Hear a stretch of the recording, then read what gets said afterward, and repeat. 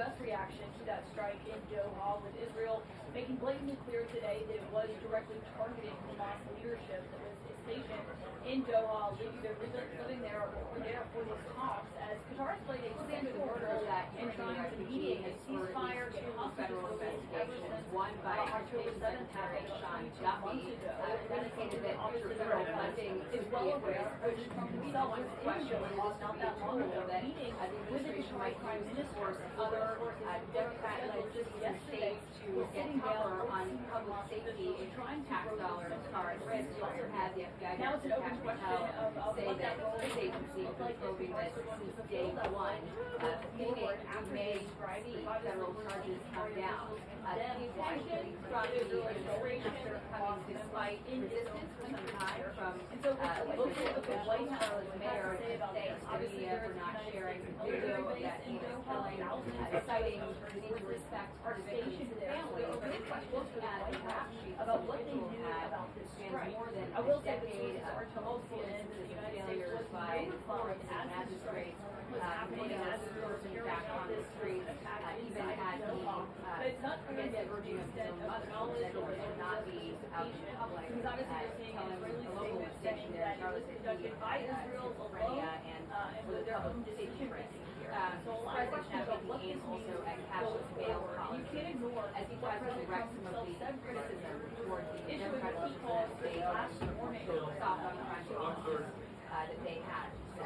We also have the story emerging in the Middle East. You had Israel's strikes on Hamas targets in Qatar, really rippling the region, could have trickle-down effect on the Abraham Accords, and also poses big questions about what this means for the war in Gaza and whether it's possible to see an end Yeah, and it remains to be seen diplomatic if that comment resolution. should stand. We've seen the reports facing dogged targets from that attack were And the now top with the negotiators that this trove of files yesterday from the and they Republican were survived. So a lot of questions including get Jeff out about what this means for that war, what the president knew was not the reporting that not only the the U.S. greenlighted it, of course, here from the White House, that they're letter. on Now President Trump says but a lot of big commenting news this program has directed all comments to his staff. But obviously this is something that is also being driven by Republicans on Capitol Hill. And several of those Republicans trying to force the Justice Department to release all of the Epstein-related documents that it has in its capacity. Whether or not that ultimately happens remains to be seen. But this has obviously been an issue for the White House that has not gone away despite their best efforts. So we're obviously going to see what is said about that at this briefing. Also the new job report revision from the BLS that came out today is going to be a key topic for this White House. As that has been something that obviously has been a center of controversy after they've hired Dr. Erica McIntosh from the BLS commissioner there, because the numbers that they did not like, arguing that that data was faulty. Now we're going to see what they have to say about these new numbers that came out today for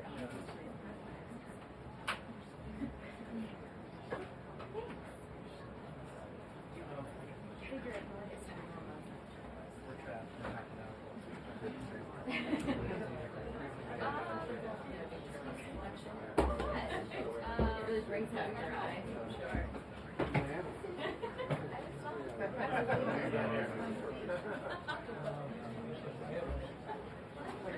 Yeah. My mom's birthday on Friday.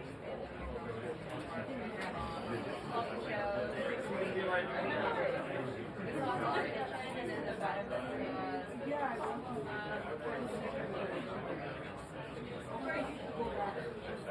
and my mom was waiting for the second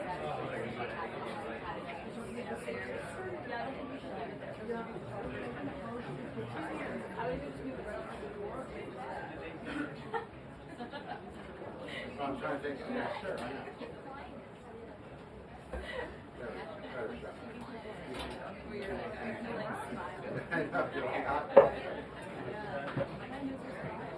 Yeah, that was just for your shot. Yeah, I can take it.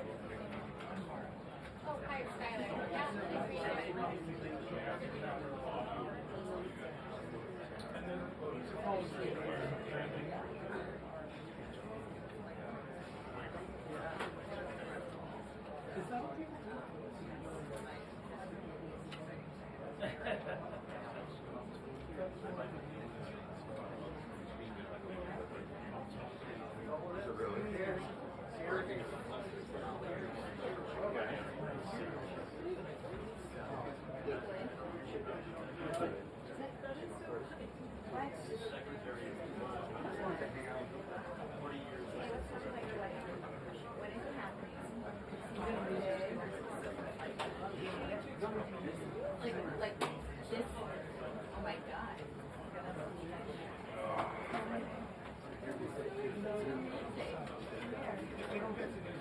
What? Ooh, awesome. Man, I have.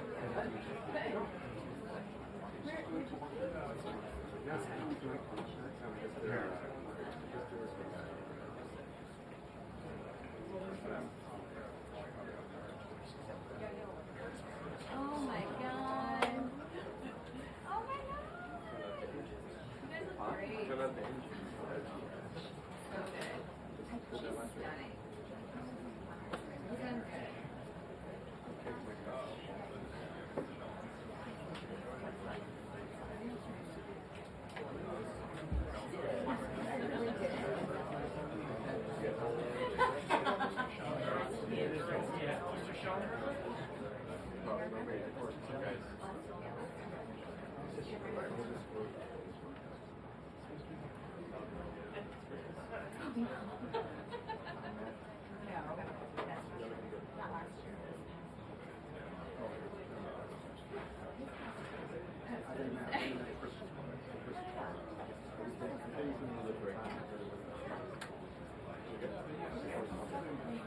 I can tell who's been here frequently.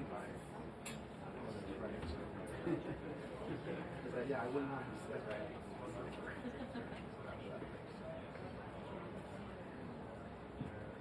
What's your wager? Take another 20 minutes. I bet you, because of this airstrike, she's got to get to me. She's got to get over. Well, they're waiting to make the right statement. Probably right. So much for optimism.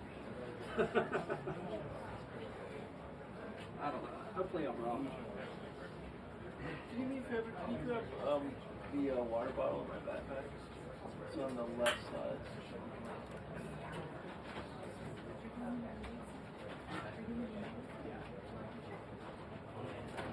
There you go. Jackie. Sure.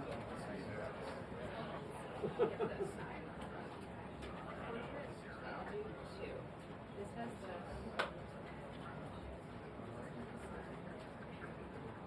I know, we do some regular, not portrait.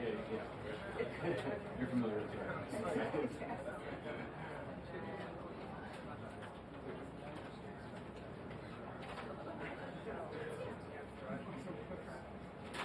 There's gotta be something in there that's good. I tried to cut yours with blood. Feel free to crop or do as much as different. We do 3/4 of the year Berkeley and a quarter now in Austin. I'm Mike Sheldon.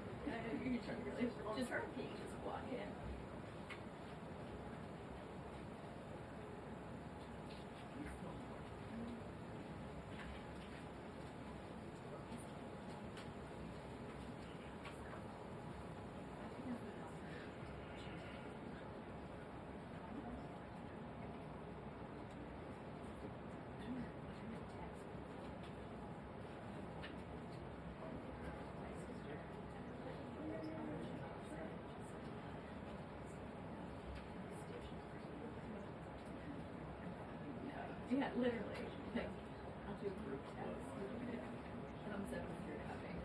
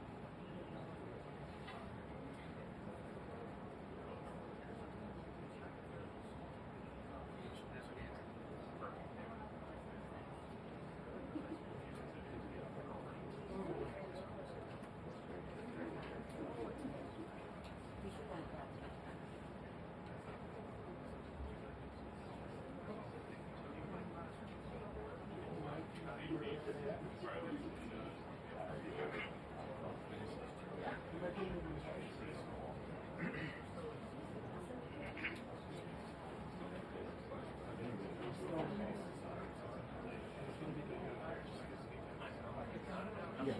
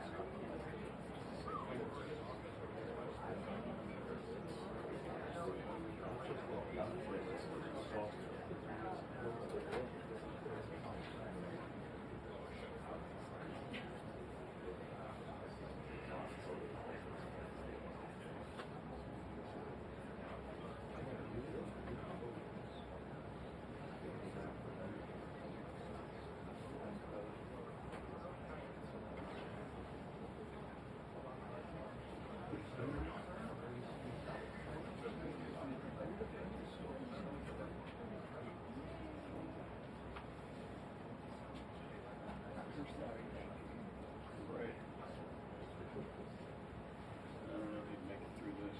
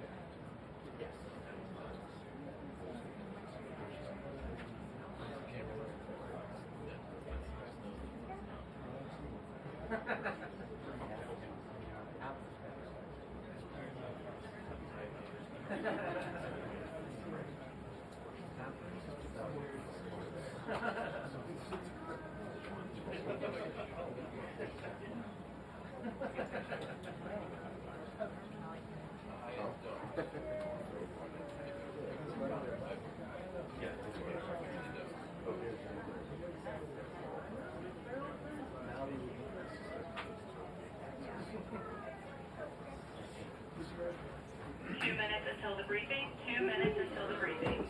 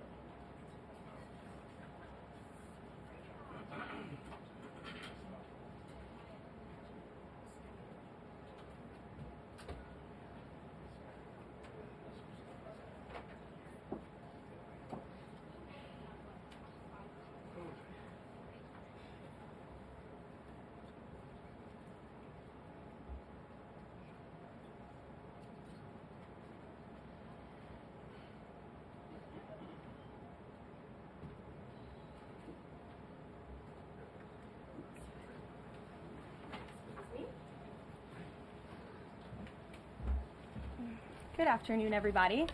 Apologize for my tardiness today. Thanks for being here. Another packed room. It's good to see. We'll begin with a scheduling update today. President Trump will commemorate the 24th anniversary of 9/11 on Thursday with a visit to the Pentagon Memorial in the morning, followed by an appearance at the New York Yankees game at Yankee Stadium in the Bronx on Thursday evening. Next week, as you all know, the President and the First Lady will depart for their historic state visit to the United Kingdom on Tuesday, and they return to Washington on Thursday. Today, I would like to address the tragedy that has not received nearly enough media attention, the brutal murder of Irina Zarutska. Here are the facts that many outlets have shamefully and intentionally failed to report until President Trump drew attention to it. On August 22nd, Irina Zarutska was stabbed to death on the rail system in Charlotte, North Carolina, by a savage career criminal. This is a public transportation system that many in the area use every single day to go to school and work. Irina was on the train that night traveling home from her job at a pizzeria, still in uniform from her shift.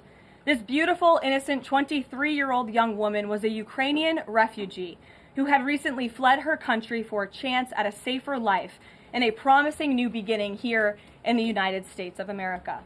But tragically, a public transportation system in a major American city was more dangerous than the active war zone that she left. The President and the entire White House are praying for her family and friends during this unimaginably difficult time.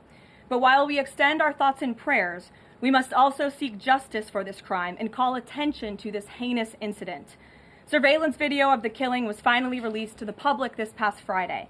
It shows the alleged killer, DeCarlos Brown Jr., pull out a knife, get up from his seat behind Irina, and prepare to thrust a blade into her neck before the released footage gets cut. This is pure evil on full display. The most enraging and unacceptable part of this story is that her death was entirely preventable. DeCarlos Brown never should have been on that train that night. In fact, he should have been behind bars. DeCarlos Brown has been charged with crimes no fewer than 14 times, dating back to 2011, including for armed robbery, felony larceny, breaking and entering, and shoplifting. Brown had previously served 5 years in prison for a robbery with a deadly weapon charge, and he had also forfeited bonds 3 different times, twice in 2014 and once in 2023. Despite all of this past documented criminal history, when Brown was arrested yet again in January of this past year, a Democrat judge, who I will add was a strong supporter of former Vice President Kamala Harris, released this insane criminal once again without requiring him to pay any bail. He simply had to sign a written promise to return for his court hearing. Think about how crazy it is to ask a career criminal, someone who by definition repeatedly breaks the law, to just sign a written promise and come back again another day. This is madness. This monster should have been locked up, and Irina should still be alive.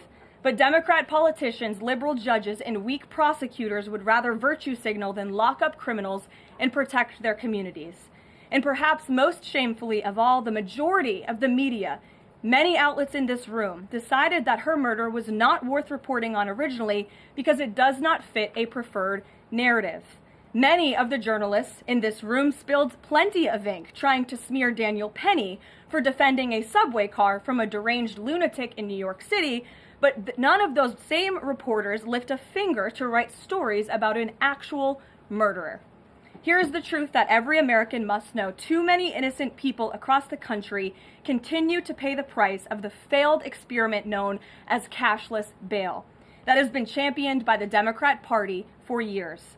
All the way back in 2020, North Carolina's then Democrat Governor Roy Cooper established a so-called task force for racial equity and criminal justice. Sounds nice, but it's not. That task force was co-authored by then Attorney General and current Democrat Governor Josh Stein. It recommended, quote, reimagining public safety to, quote, promote diversion and other alternatives to arrest. It also advised to de-emphasize some felony crimes, prioritize, quote, restorative justice, and eliminate cash bail. Democrats in North Carolina and nationwide are consumed with pushing a woke, soft-on-crime agenda, no matter how many innocent Americans suffer as a result. Instead of aggressively prosecuting and locking up violent criminals, the Democrat-backed cashless bail approach lets these criminals roam free in our country to offend again and again. These reckless policies have turned too many of American cities into hunting grounds for career criminals who mock our justice system, drain law enforcement resources, and wreak havoc on law-abiding citizens. Enough is enough, and that is why President Trump is doing everything in his power by taking action to undo these absurd policies.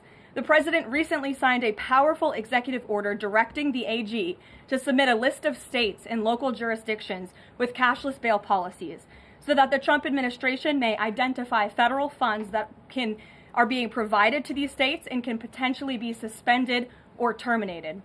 President Trump firmly believes that to maintain order in public safety, we must incarcerate individuals whose pending criminal charges or criminal history demonstrate a clear, ongoing risk to civil society. This is a common sense and sensible approach that the vast majority of Americans agree with, and it's time for the Democrat Party to get on board with what is right. When these criminals are caught, they must be prosecuted to the fullest extent of the law and be sent to prison, where they can no longer terrorize our streets. This is the mandate the American people delivered to President Trump, and it's a mandate he intends to fulfill.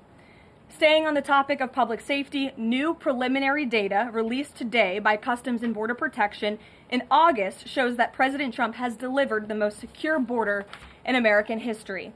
For the fourth straight month, 0 illegal aliens were released into the United States by CBP. Nationwide encounters are down 93% below the peak of the Biden administration. Border Patrol apprehensions on the southwest border in the entire month of August were less than what was apprehended in 4 days in August 2024 under the Biden administration.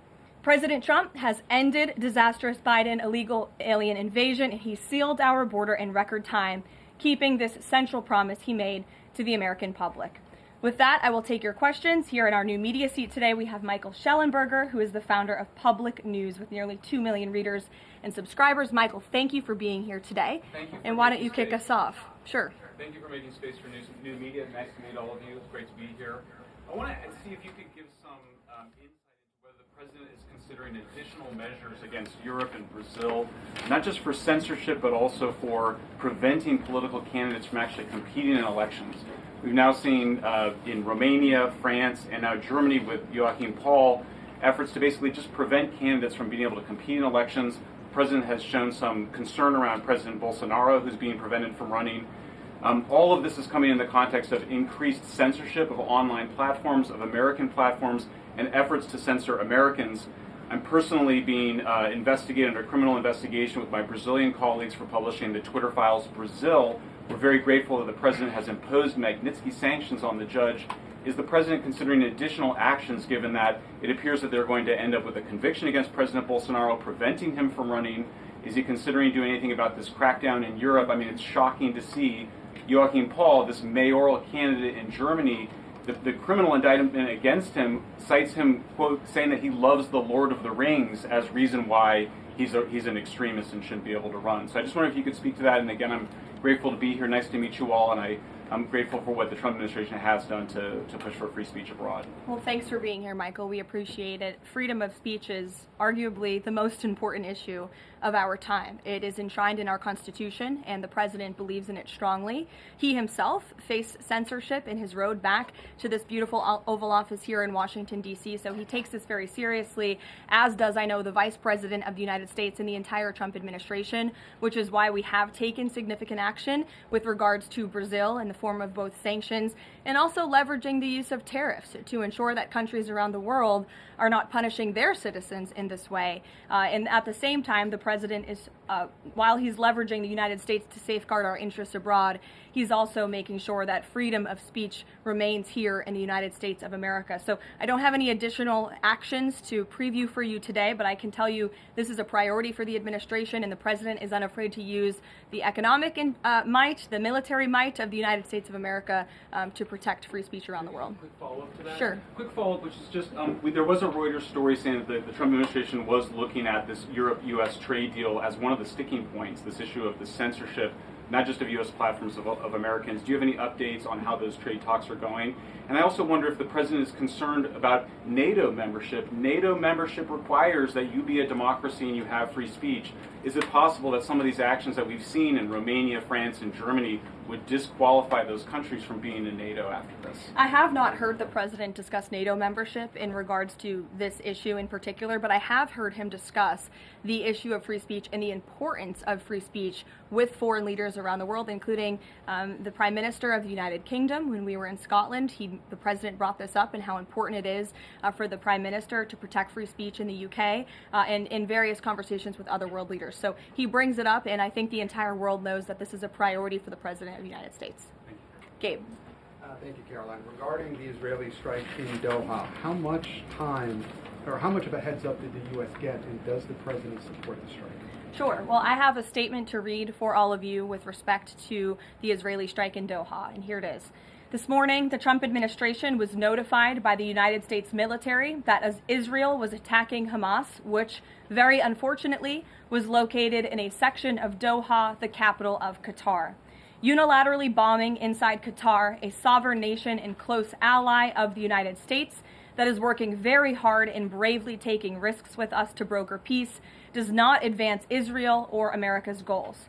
However, eliminating Hamas, who have profited off the misery of those living in Gaza, is a worthy goal. President Trump immediately directed Special Envoy Witkoff to inform the Qataris of the impending attack, which he did. The president views Qatar as a strong ally and friend of the United States and feels very badly about the location of this attack. President Trump wants all of the hostages in Gaza and the bodies of the dead released, and this war to end now. President Trump also spoke to Prime Minister Netanyahu after the attack. The Prime Minister told President Trump that he wants to make peace, and quickly. President Trump believes this unfortunate incident could serve as an opportunity for peace. The president also spoke to the Emir and Prime Minister of Qatar and thanked them for their support and friendship to our country. He assured them that such a thing will not happen again on their soil. And to be clear, the president disagrees with the location of the strike, and that he passed that along to the Prime Minister Netanyahu. The president just confirmed that in the statement that I just read to you, which I spoke with him about before coming out here. Caroline, Jackie. Thank you, Caroline. So is the president upset with Netanyahu now? The president made his thoughts and concerns about this very clear, and he spoke again both to Prime Minister Netanyahu and also the Emir and the Prime Minister of Qatar after this attack. And the president has always made it very clear that he wants peace in the Middle East, just like he sought that and accomplished that in his first term. He expects all of our allies and friends in the region, that includes both Qatar and Israel, to seek peace as well. And he wants to see that happen, and he's working with all of our allies in the region to get that done. Are there any consequences, so to speak, for Netanyahu doing this, as it sounds, against the president's wishes, or at least his belief that it was appropriate? Is there going to be any directive from the president to Netanyahu in terms of what's allowed in the future? And also, is there any concern this could jeopardize the Abraham Accords? Look, that's a decision only the president can make. With respect to your first question, to answer your second question, as you heard from the president, he said he believes that this can serve as an opportunity for peace, and he's still actively and aggressively pursuing it with all of our allies and partners in the region. Jennifer. Just to follow up on that, Caroline, are you able to say how often the president spoke to the Prime Minister of Israel before this? Because that's one question. And then what did he mean on Sunday when he posted, "I've given my last warning to Hamas," etc.? He wasn't talking about this strike on Doha? No, he was not. As I told you, the Trump administration was notified by the United States military that Israel was attacking Hamas, and the president spoke to the Prime Minister after the attack, as well as, again, the Emir and the Prime Minister of Qatar. And I know Secretary Rubio and Special Envoy Witkoff were present for that call with the Qataris as well. Reagan. Thanks, Caroline. I have two questions for you on crime crackdown. Sure. Democrats have tried to argue that red states have higher crime rates while overlooking problems of high crime in blue cities. I'm wondering if the president would consider working with red state governors to fix high crime in blue cities like in Memphis, Tennessee. So first of all, I want to get to the premise of your question, Reagan, which is being pushed by Democrats, that there is crime in red states. Of course, there is crime in all states, but the crime in these cities is all in cities that are run by Democrats. If you look at the list of the top 20 high crime cities in the United States, every single one, with the exception of one in Louisiana, is run by a Democrat. And these Democrats have supported the same policies that I spoke about at the beginning of this briefing, like cashless bail. If you look at a red state, Mississippi, but a Democrat-run city in that state, Jackson, in 2019, Jackson, Mississippi eliminated cash bail for virtually all misdemeanor cases. And while Jackson is not formally a sanctuary city, the state of Mississippi formally banned sanctuary cities, and this city has acted as a de facto sanctuary city for criminals and illegal aliens since 2017. Same thing, Birmingham, Alabama, a Democrat-run city in a red state. In 2017, the Birmingham City Council unanimously passed a resolution, quote, committing to establish sanctuary policies. So if you actually look at the facts from these Democrat-run cities, these are cities that are run by Democrats and by by members of the Democrat Party. These are blue cities, and they have all supported these disastrous policies which allow repeated career criminals back onto the streets to further commit acts of violence. And so to answer your question, yes, the president wants to work with anyone across this country who wants to end these horrible policies and to bring law and order to our streets. And I think that is proven by his tremendous cooperation with the mayor of Washington, D.C. and our nation's capital. And just look at the results of that. And I do have some updates for you on the D.C. crime crackdown if anyone is interested. There have been a total of 2,177 arrests made since the start of the operation on August 7th. Just last night, there were 57 arrests made in Washington, D.C. Of the 57 arrests, there were 14 illegal aliens who were arrested, many of whom had prior criminal histories. And other arrests just last night in our nation's capital, so you all can be very grateful for this. Our great men and women of law enforcement, both federal and local, working together as they should, made an arrest on a warrant for assault with the intent to kill. The subject shot 2 adult males after an altercation. They made an arrest on a warrant for an armed carjacking. The subject assaulted an adult male in the face with a firearm and then took his keys. We also made an arrest on a warrant for simple assault and the destruction of property and subsequently charged with second-degree theft. Last night in D.C., there was an arrest for possession of a controlled substance with second-degree theft. There was an arrest for possession of a controlled substance with the intent to distribute that subject. The person is also a subject of interest in a homicide and a carjacking. Last night in D.C., we also arrested a felon in possession of a firearm who was carrying that firearm without a license. So these are the career criminals. These are the bad guys that we are picking up in Washington, D.C. every day. The president would love to do this in every Democrat-run city across the country, and he hopes that more Democrats will call the White House to allow us to help them. One more that's D.C. specific. Congress is poised to not extend Trump's federalization of the D.C. police. Mayor Bowser signed an executive order formalizing cooperation with federal forces. You just mentioned all the success that the operation has had. Does the White House believe that the Mayor Bowser's action is enough to continue the crime crackdown? We are very grateful for the mayor's cooperation in this effort, and we look forward to continuing to work with her and the Metropolitan Police Department. Bloomberg. Thanks, Caroline. The president says, he was planning to speak with Putin soon. Can we expect a phone call between the two leaders this week? I don't have any phone calls to read out between you, the president, and any other foreign leaders. Ed. Thanks, Carolyn. I want to ask about the benchmark revisions that came out. If you look at the revisions between March of 2024 and March of 2025, and you do a little math, it averages out to 73,000 jobs roughly per month added to the economy, less than what was thought. When can we expect the Trump administration, now that their policies are rolling out, for that increase, that average to increase? Well, let me just say something about the revisions that came out this morning. And this was one of the biggest revisions in absolute terms in decades. And the benchmark year, March 2024 to 2025, shows that the job growth was vastly weaker during the Biden administration than ever previously reported. Between this revision and last year's, job growth was actually overstated by approximately 2 million jobs. And the Biden administration stood up here and vouched for that data and told you that data was real. And when President Trump calls into question the veracity of that data, like he did before he took the oath of office and even now as President of the United States, States, he was ridiculed for that. And turns out this revision proves two things. Number one, the president was right, and this is why we need new leadership at the Fed. And this makes it very clear that President Trump inherited a much worse economy by the Biden administration than ever reported. And it also proves that the Federal Reserve is holding our monetary policy far too restrictive. Interest rates are too high. The Fed needs to cut the rates because of the mess that we inherited from the Biden administration. Time frame. The president has said a year. Secretary Besson said maybe the fourth quarter. When can we expect these numbers to increase? Well, first, we need accurate numbers. We need truthful and honest data, which is why the president took the monumental step to try and appoint and confirm new leadership at the BLS so we can have data that we can actually rely on. And that's what the president is doing, and we hope that his nominee will soon be confirmed. Charlie. You addressed the crime of Irina Zurika, and the president has done a lot to deliver justice for victims of crimes like that horrific stabbing. And the Epstein files are back in the news because a lot of Americans feel that that Jeffrey Epstein's victims never got justice. Does the president care about these victims? Do you think he can does he want to deliver more justice for them, and is he willing to meet with them? The president cares about victims of all crimes, and that's why Republicans in the Trump Department of Justice have done more in terms of transparency when it comes to the Epstein case than any prior administration. And why are the Democrats all of a sudden caring about this? It's because they are desperately trying to concoct a hoax to smear the President of the United States. We have seen this time and time again.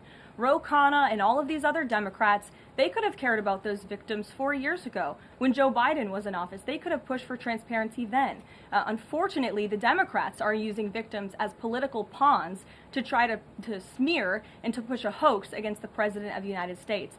And I will get you numbers on the amount of child predators that this administration and this FBI and this Department of Justice have locked up under President Trump's leadership. We have done more than any president to protect victims of crime, especially disgusting, heinous sexual crimes, and that includes the deportation of illegal aliens who are perpetrating these crimes against innocent victims in our country right now today, and that remains a top priority for this administration. Does the president, will he meet with the victims? On the Doha strikes, did the president speak with Netanyahu before they were carried out? Did he urge him to not go through with it, or did they only speak afterwards? Again, I read you a statement. The Trump administration was notified by the United States military that Israel was attacking Hamas. The president directed his special envoy Witkoff to immediately call the Qataris, and after the attack, he spoke to Prime Minister Netanyahu. Behind you. Thank you. Go ahead. About the Epstein case, would the White House support a professional handwriting expert review of the document released yesterday to prove that it's not the president's signature? Sure, we would support that. And in fact, I have already seen many forensic analysts of signatures coming out. I believe it was the Daily Signal that published a piece with 3 separate signature analysts who said that this absolutely was not the president's authentic signature. And we have maintained that position all along. The president did not write this letter. He did not sign this letter. And that's why the president's external legal team is aggressively pursuing litigation against the Wall Street Journal, and they will continue to. Christian. Thanks, Karoline. Following up on Ed, now that we have these revised jobs numbers, is the president concerned at all that price spikes, stemming from his tariffs through the end of the year, might actually be driving the country towards a depression or a recession? What I'm asking is he committed to these policies now that we know how faulty the jobs data was? The president is committed to his policies because his policies are working, Christian. And there have been a lot of people fear-mongering about inflation in this room, but it just has not come to fruition. On a monthly basis, CPI inflation has now come in at or below the market's expectation for 6 consecutive months, every month that President Trump has been in office. Overall, inflation has run at a 1.9% average pace in the president's first 6 months in office. I would have told all of you that in January, you would not have believed me, but those are the facts and those are the numbers. And we also see many other positive signs in economic indicators like real GDP. In the second quarter, it was revised up to 3.3%. That beat the market's expectation. We know there's a capital spending boom right now, which we know is one of the greatest economic indicators of job growth. We know wages are increasing at a far faster pace than they were under the previous administration. We see productivity in the second quarter was also revised up to a strong 3.3%. In total industrial production, factory output, also surged. All of this means the economy is moving, people are working, people are spending money. You look at consumer spending, that is also ticking up and in the right direction. And in a large part, it's because of the incredible work the president has done in terms of energy and unlocking our energy dominance in this country. Again, these jobs, the numbers from the BLS today prove that the economy was an absolute mess, and we are working every single day to fix it, and all of those indicators I just read for you are positive sign of what is to come. Just one more quickly on sure, trade, Danny. I just wanted to get a bit of clarity on the sequence of events for the Doha attack and the notification. You said that the U.S. military notified, if I got it right, the Trump administration was notified by the U.S. military. That's right. Was the U.S. military notified by the Israeli military, or did the U.S. military detect an incoming Israeli attack on Qatar? The U.S. military notified the White House and the President of the United States. That's all I have to share for you on that, Danny. Thank you. Jeff. Also following up, you said that the President assured the leaders in Qatar that this would never happen again. Did he say that to the Prime Minister of Israel, and did Prime Minister Netanyahu agree to that? The president told that to the emir and the prime minister of Qatar, and the president also overstressed the importance of peace in the region in his conversation with Prime Minister Netanyahu as well. And Prime Minister Netanyahu told President Trump he wants peace and he wants it quickly. That's what the president expects to happen. The president is very clear in the statement that he just had me read, and you will all see it out on Truth Social very shortly, I am sure. The whole world will see it. He wants all of the hostages released out of Gaza, and he wants this war to end. Those are two clear directives that the president is making very clear for the entire world to understand. Mary. But Qatar obviously has been helping to negotiate these ceasefire talks. Does the president think that Israel is undermining negotiations by striking Qatar? Is he concerned that Qatar's no longer going to want to play that intermediary role? I think the president addressed that in the statement. I can read the whole thing for you again. I think it's very thorough because the president wanted to address all of your questions. We wrote, unilaterally bombing inside Qatar, a sovereign nation and close ally of the United States that is working very hard and bravely taking risks with us to broker peace, does not advance Israel or America's goals. However, eliminating Hamas, who have profited off the misery of those living in Gaza, is a worthy goal. So he answered that question and to be himself. clear, you can't say that Israel informed the U.S. What I can tell you is the United States military informed the Trump administration. Thank you. A quick follow on that. Can you tell us when the U.S. military was notified, given that the largest U.S. military base is in Doha? And then I have a question on D.C. crime. This morning, just before the attack, as I said earlier as well. Okay, thank you. And yesterday, the president spoke about D.C. crime and talked about how there was virtually none. And then he expressed frustration about things that take place in the home they call crime. He said, they'll do anything they can to find something. If a man has a little fight with the wife, they say this is crime. See, now I can't claim 100%. Exactly what crimes was the president referring to? He wasn't referring to crimes. That's exactly the point he was making, Ouija. What the president is saying is that these crimes will be made up and reported as a crime to undermine the great work that the federal task force is doing to reduce crime in Washington, D.C. And I think the president has every reason to believe that, given the efforts of many reporters in this room who actively seek to undermine the president and what he's doing in our nation's capital. We all know that deep inside you all agree with this because you all live here, and I'm sure you are very grateful for the administration's efforts to make the city, which we all reside in, much safer for ourselves and our families. Michael. Thank you, Caroline. Florida Congressman Randy Fine is calling for judges to face consequences if the violent repeat offenders they release go on to commit new crimes. Is that something the president supports? It's not something I've heard the president discuss. You can ask him yourself next time you have the opportunity to. How's that? Caroline, one more question. On Thursday, President Trump will head to the Pentagon and also to New York City in honor of the 24th anniversary of 9/11. Has the president expressed any interest on creating or having congressmen create a new 9/11 commission to answer some of the ongoing questions many Americans have about that day? I, again, have not heard the president discuss that. You're welcome to ask him yourself, but I do know he very much looks forward to going to both the Pentagon and the Yankees game in New York City on Thursday to commemorate the 24th anniversary. As you know, the president is a New Yorker at heart. He loves the city very much. It is his home, and you'll hear more about that on Thursday when the president speaks on this himself. Kelly. Caroline, thank you. I wanted to ask you a question about the president speaking yesterday before the Religious Liberty Commission. As you know, he's created the White House Faith Office, the Task Force on Anti-Christian Bias, and yesterday he talked about the importance of the Bible in America and the importance of prayer in America. Some people have criticized him for that in stating that he's espousing Christian nationalism. Yet the president has called on the American people to band together in praying for this nation for people of all faiths. How important is that to the Trump administration, and are there guidelines for implementing that? Well, last time I checked, it's not just Christians who pray, it's people of all faith who pray, and that's what the president wants to protect, the religious freedom for Americans of all faith. And he spoke about that yesterday, and that's why he was very proud and excited to announce this new initiative, Pray America, encouraging all Americans to pray for our country and the goodness of our country leading up to America's 250th birthday next year.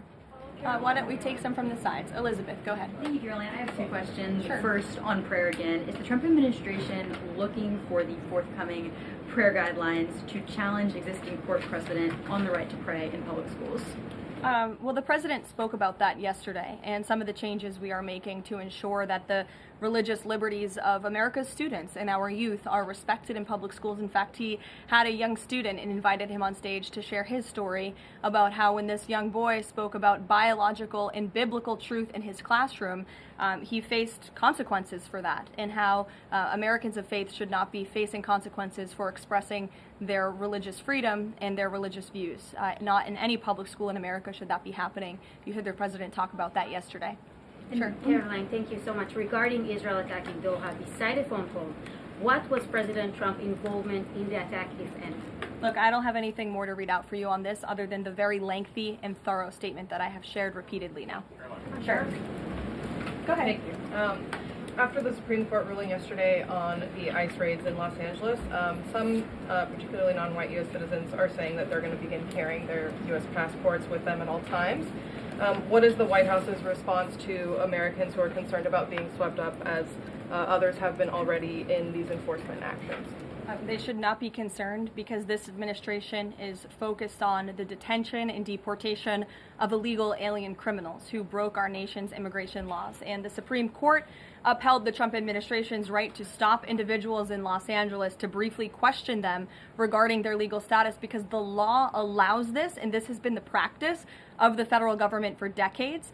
And the Immigration and Nationality Act states that immigration officers can briefly stop an individual to question them about their immigration status if the officer has reasonable suspicion that the individual is illegally present in the United States. And reasonable suspicion is not just based on race, it's based on a totality of the circumstances to review.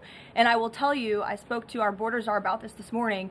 When ICE goes out to conduct a targeted operation to deport illegal criminals from our community, they are doing so with intelligence, they are doing so with law enforcement sources, they are doing so in most cases with the backing of local law enforcement who know exactly where these illegal alien criminals and drug traffickers and drug dealers are hiding in plain sight in American communities. And the men and women of ICE are doing everything they can to not only follow the law, but to enforce the law. And it's about time that has happened, because we had 4 years of an administration who completely ignored and evaded our nation's very clear immigration laws, and the Supreme Court has reaffirmed that.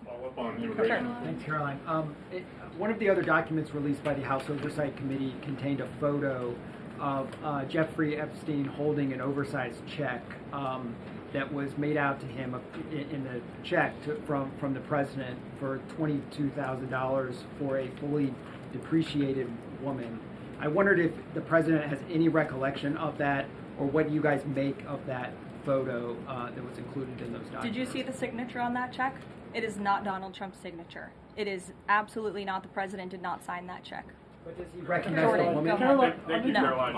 on the New York City election, Caroline. Is he considering? Well, I'll take both of you. Go ahead. So, first, is the president considering offering Mayor Eric Adams a job? If so, why? And does he think Curtis Lee was a serious candidate for New York City mayor? Look, the president has made it quite clear he wants this race to move forward in New York City. He does not want a communist to be running New York City, but as for weighing in on other individual candidates, I'll leave that to the president to do himself. Caroline, and then following up on Reagan's question, many of these highest crime cities in America, they're led by black mayors, including the three that you mentioned, Jackson, Memphis, Birmingham. So given that, what's your response to criticism from the left that Trump is targeting black mayors? Isn't he just trying to protect black people? The president is trying to protect all Americans from crime, and he wants to make all of our cities in America safe. And the fact is, the most dangerous cities in America are run by Democrats, overwhelmingly. And according to the FBI crime statistics, 19 of the top 20 cities with the highest murder rate are run by Democrats. And these high crime, Democrat-run cities are driving up the crime stats in otherwise safe red states. So of course he wants to address this problem. He's made that quite clear. Mike Johnson, he came out and said that the president was an FBI informant. Do you know what he meant by that, if it's not true? I can affirm that is not true. I think the speaker was referring to the fact that President Trump kicked Jeffrey Epstein out of his Mar-a-Lago property for reasons the president has already discussed. John. Oh, thank you, Caroline. First of all, as a Washington, D.C. resident with my family, I just want to thank the administration for revitalizing safety here. In the last 3 weeks, it's been stunning. Well, I want to go to Virginia. All of a sudden, out of the blue, Winsome Sears has closed the gap on Abigail Spanberger. Got 4 issues. Coerced abortions in Fairfax County without telling mom or dad, no parents. Girls going in boys' bathrooms on film, right? 2 of the young fellows get suspended for complaining about it. Virginia Beach man, an innocent man, is now died in a car crash by a drunk illegal going on the other side of the road, and now you got Spanberger's got these racist signs. When are we going to get the president to make an official endorsement of Winsome Sears and maybe come and campaign in South West Virginia? Well, as you know, I'm very limited in what I can talk about when it comes to political endorsements in future elections from this government podium. But all of the issues that you just mentioned I know are very important to the president, and it's quite common sense. It's the foundation of the Republican Party, and it's what sent this president back to the Oval Office. We want to keep men out of women's sports and bathrooms. We want criminals to be locked up. The president wants to see law and order in every state across the country. But as for political endorsements, I'll leave that to him and his political advisors to make those. Sure. Haley. Thanks, Caroline.